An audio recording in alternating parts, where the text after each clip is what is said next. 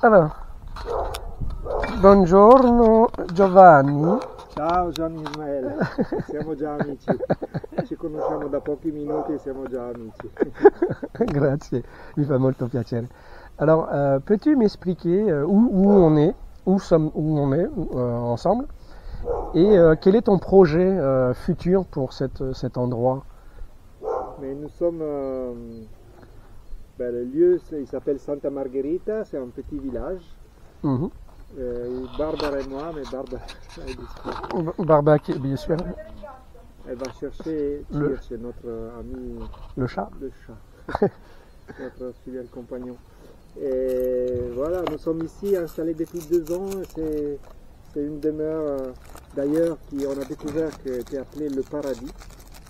Ici, le village le reconnaît comme le paradis. Il y a une petite rue là qui s'appelle la rue du paradis. Oui. On s'est demandé où est-ce que ça mène cette rue. Paradisio. Et en fait, on a su après que ça amenait ici, parce qu'ici on est dans un lieu qui est sur on l'appelle la terrasse du Pô. Il y a la rivière là-bas. Le Pô qui a... Et ici on est un peu en hauteur et on a une belle vue qui va jusqu'au loin. Il y a des arbres anciens derrière, il y a des chênes, il y a un bois, une petite forêt, il y a une rivière qui a un nom magnifique aussi. Ce lieu nous a enchanté quand on l'a découvert, quand on l'a vu, et on a décidé tout de suite de venir vivre ici. Et en fait la vie a fait que ça a été possible. Oui. Nos moyens économiques, financiers étaient juste pour pouvoir se permettre l'achat de ces lieux. Et tout le reste viendra avec des ressources qu'on n'a pas, mais qui viendront petit à petit. Voilà, si les choses feront que ce lieu a le droit de vivre. Grandir.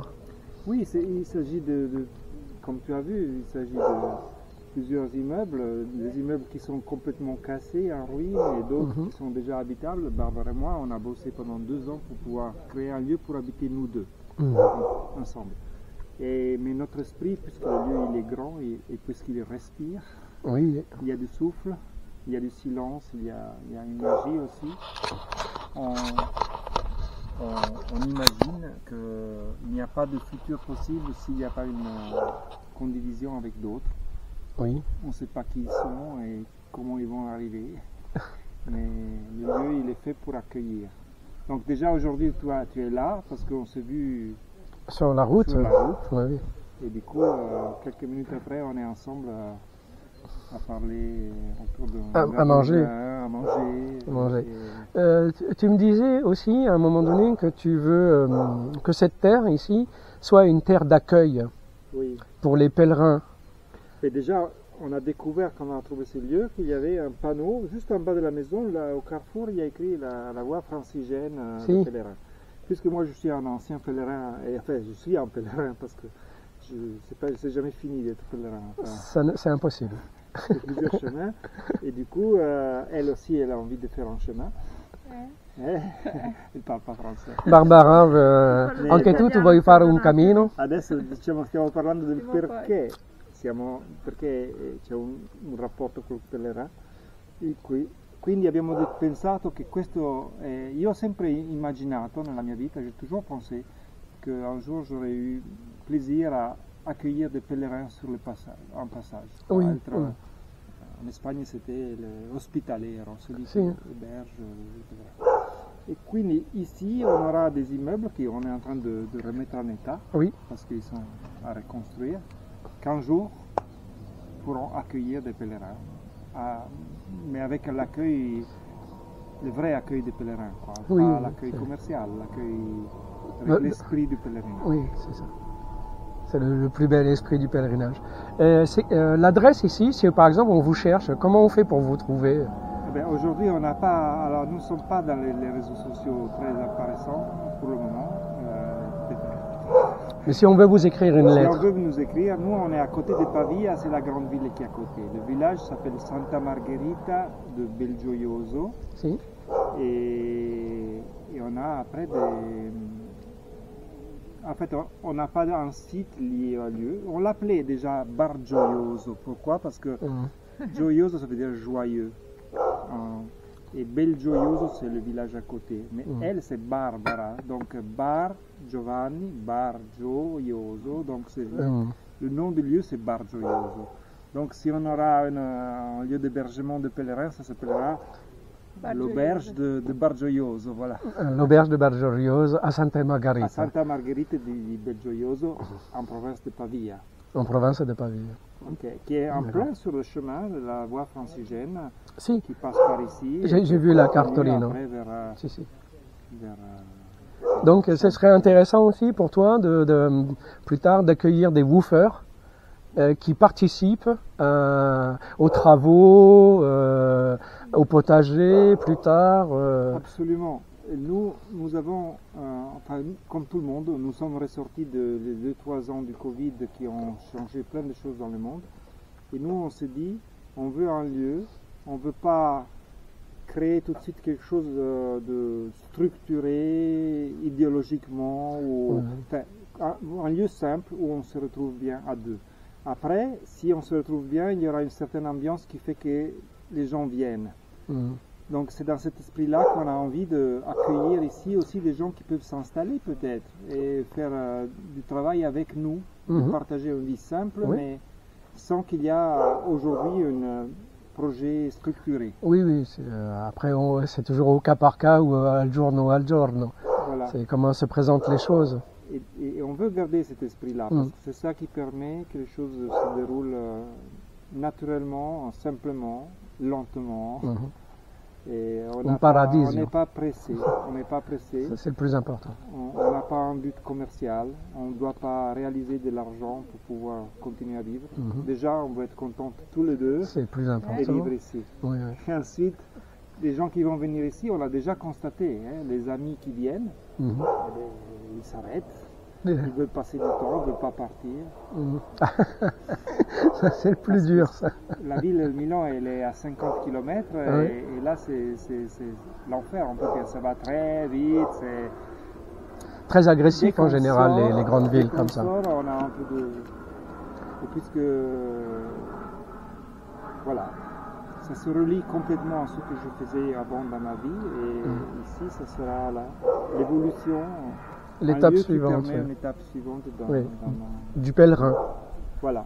De l'esprit pèlerin. L'esprit, c'est ça. C'est ça. C'est d'être ouvert, mais enraciné. Oui.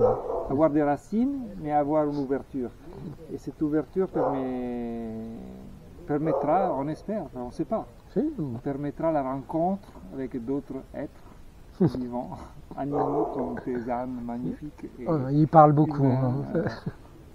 Qui vont apprécier le fait que ce lieu il est un lieu d'accueil et pas un lieu de... Voilà. Puis, en plus, en bas, du côté de la rivière, il y a quand même toute une place où il y a de l'herbe, où des animaux peuvent venir pour manger. Oui, si tu restais ici 2-3 jours, on ferait de telle sorte que tes ânes puissent descendre et brouter. Cette année, on a décidé qu'on ne va pas tailler l'herbe qu'on a fait l'année passée. On laisse 2 capre e una settimana e più niente. Sì, ecco, 2 capre, infatti. Fiorellini no, dai, fiorellini teniamo, sono pieno di fiori bellissimi. Sì, ma è molto bello, lo trovo, qua è qualcosa che mi piace, molto, come una pace, tu sai. Sì. Infatti, noi ogni volta che ancora gravitiamo sulla città di Milano, per il lavoro, per la famiglia. Ah, d'accordo. E siamo in una fase di transizione. E la maggior parte del tempo siamo qui, qualche giorno andiamo giù a Milano.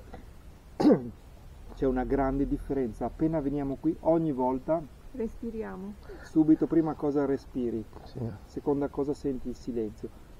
Il cammino di pèlerin, moi j'ai des souvenirs en tant que pèlerin d'être dépassé par des vols d'oiseaux migrateurs qui me faisait pleurer à chaque fois parce qu'on allait tous les deux ensemble dans la même direction. Voilà, avec le vent et tout ça. Bon, Barbara t'es filmé, sei sulla video. E qui, in questo luogo, abbiamo tantissimi uccelli migratori. In questa stagione e nell'autunno. Passano, si fermano, urlano, gridano. Et c'est vraiment un plaisir déjà ici, à peu de kilomètres de la ville, de participer à une nature autre, qui permet de se rapprocher à ce qu'on est à l'intérieur. Oui, un moment de paix. Un moment de paix. Respirer aussi, parce que la ville va tellement vite. C'est comme je disais tout à l'heure, la voiture va vite, a la possibilité d'aller vite, mais elle va quand même plus vite. Toujours plus presto, tout est tempo. Et les grandes villes donnent une cadence, un mouvement qui entraîne l'autre à aller vite, manger vite, dormir vite, travailler vite, amuser vite. Silenzio, qui c'è silenzio, c'è pace. Non puoi opporti a quella vitesse della ville. Tu peux respirer toi-même, tu crei ta défense, mais il ritmo del luogo non lo puoi cambiare. Non lo puoi cambiare.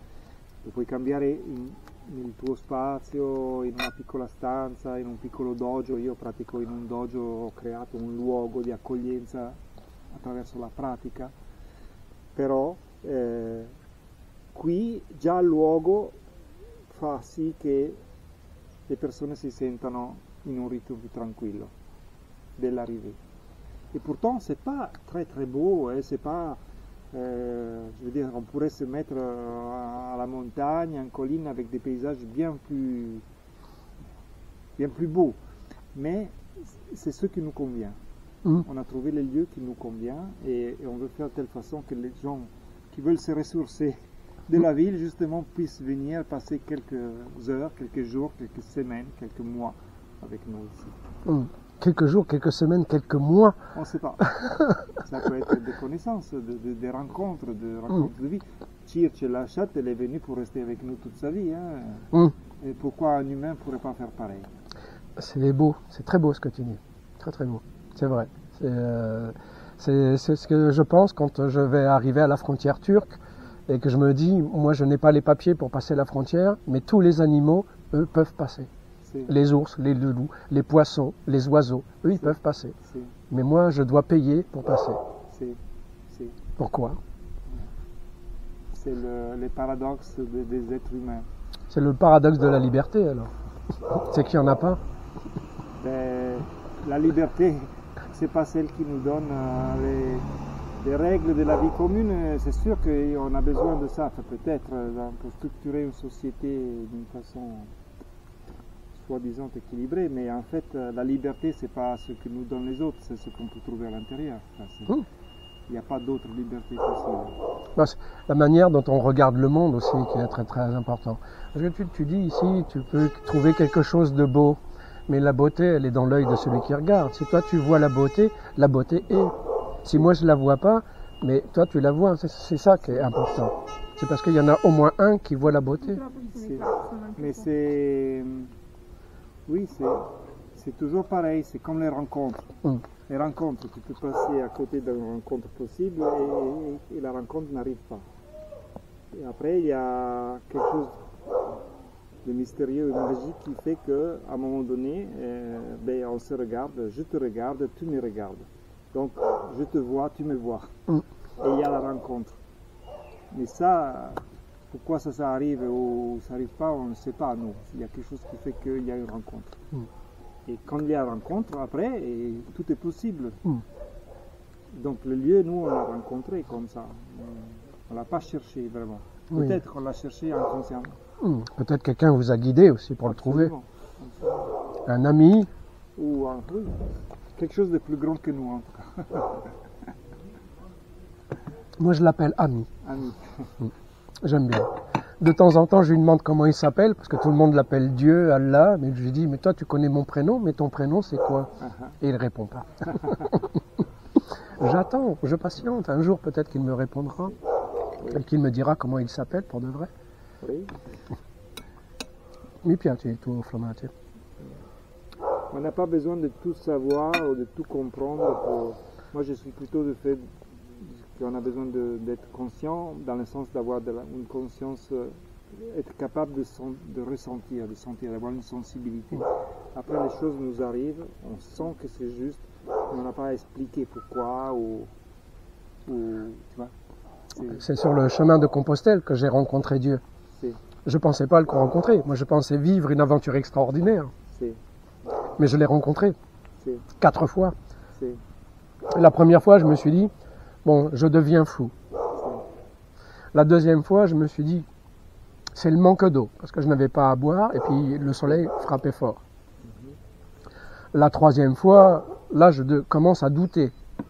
Et la quatrième fois, je lui dis, c'est bon, toi et moi, on signe pour la vie.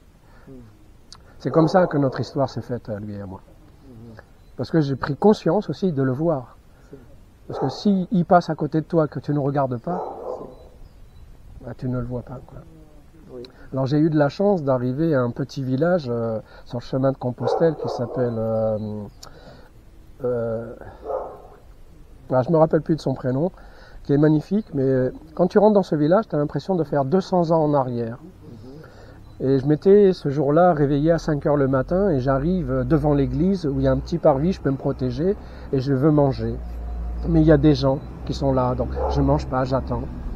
J'ai très faim, très faim. La pluie arrive, j'ai très faim. Il faut que je mange, j'ai trop faim. Je prépare une assiette, je fais des petits toasts, fromage, pain, tout produit français. Et je vais donner aux gens la nourriture.